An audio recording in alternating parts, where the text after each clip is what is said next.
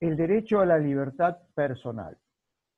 La libertad es un valor esencial y un principio fundante porque es imprescindible para la vida humana y también es la columna vertebral del sistema democrático. La libertad personal es la capacidad que tienen todos los seres humanos para obrar de acuerdo a su voluntad, a lo que ellos deseen a lo largo de toda su vida. Podemos decir que tiene que ver con la toma de decisiones y el actuar de estas personas, porque implica lo que uno quiere hacer, lo que no quiere hacer y también cómo hacerlo. El derecho a la libertad personal conlleva una serie de libertades que están directamente relacionados con ella. Por ejemplo, la libertad individual, que comprende la libertad física y ambulatoria. Quiere decir que por medio de esta libertad permite que cualquier persona pueda desplazarse libremente, sin ningún tipo de limitaciones, salvo aquellas limitaciones establecidas por la ley. Como resguardo de esta libertad individual, como protección de esta libertad individual, tenemos una de las garantías del artículo 43 de la Constitución Nacional, que es el habeas corpus. Otro de los derechos es el derecho de igualdad ante la ley. Todas las personas son distintas, todas son diferentes, porque cada persona es un ser único e irrepetible que tiene sus propias características psíquicas y físicas. Por eso es necesario que el Estado intervenga para poder nivelar las condiciones de vida de todas estas personas que son diferentes. La Corte Suprema ha establecido una jurisprudencia sobre el derecho de igualdad ante la ley que declara que la igualdad consiste en que no se establezcan excepciones o privilegios que excluyan a unos de los que se concede a otros en iguales circunstancias. Para resumir o clarificar este fallo de la Corte, podemos decir que la igualdad consiste en tratar de la misma forma a personas que están en condiciones iguales. Lo contrario sería discriminación, tratar diferente a personas que están en la misma situación. Esto sería discriminación. Otro derecho importante que surge del derecho a la libertad personal es el derecho a la intimidad. Toda persona tiene derecho a tener una esfera de privacidad personalísima en la que nadie puede inmiscuirse.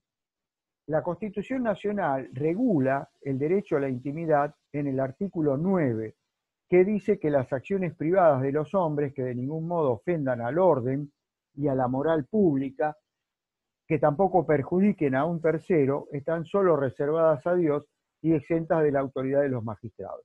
Quiere decir que aquellas cosas que las personas hacen en la intimidad, mientras no perjudiquen a nadie, no pueden ser juzgadas, están exentas del alcance de la ley. Otra de las libertades que surgen, o de los derechos que surgen del derecho a la libertad personal, es el derecho a la intimidad y el consumo de drogas. Este derecho a la intimidad, que está regulado en el artículo 9 de la Constitución, está relacionado en algunos casos con el consumo de drogas. Hay un fallo de la Corte Suprema de Justicia del año 2009 que declaró la inconstitucionalidad del segundo párrafo del artículo 14 de la Ley 23.737, que reprime la abstinencia de estupefacientes para consumo personal. Y la Corte declaró que esta inconstitucional se aplica a aquellos casos de tenencia de estupefacientes para consumo personal siempre y cuando no afecten a otras personas. Justamente este fallo de la Corte está relacionado con la redacción de ese artículo que mencionamos hace unos minutos. Otro de los derechos que surgen es el derecho a la intimidad y la requisa personal. La requisa personal no es una medida en sí mismo, sino que es un medio probatorio. El fin que persigue es encontrar rastros o elementos de prueba. La requisa personal es una medida medida de coerción procesal, una medida real porque, digamos, es física, se aplica, por medio de la cual se procura examinar el cuerpo de una persona para determinar si tiene alguna cosa escondida en el cuerpo que esté relacionada con el delito. Alguna cosa o algún elemento o algún rastro también puede ser que esté relacionado con el delito. En este caso hay que distinguir claramente la requisa personal que la inspección corporal. Mientras la requisa personal lo que hace es revisar el cuerpo en su parte exterior, en la ropa, etc.